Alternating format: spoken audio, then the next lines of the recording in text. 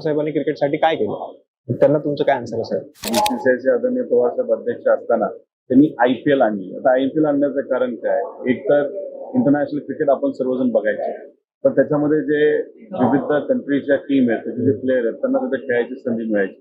आपले जे होतकरू खेळाडू आहेत, युवा आहेत, त्यांना इंटरनॅशनल क्रिकेटमध्ये खेळायला संधी मिळत नाही. मग त्यांना कशी संधी द्यायची, असं टॅलेंट कसं शोधून काढायचं, याला एक पर्याय काय, तर मग आपण फुटबॉल लीग जशी असते, जशी क्रिकेटच्या बाबतीत एक सुद्धा लीग नव्हती, त्यासाठी पवार साहेबांनी सुरुवात केली.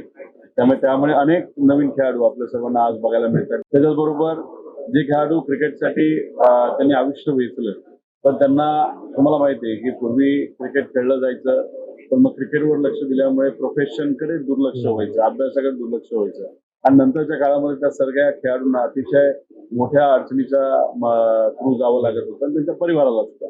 पवार साहेबांनी त्या काळामध्ये अध्यक्ष असताना पेन्शन सुरू केलं सगळ्या खेळाडूंना.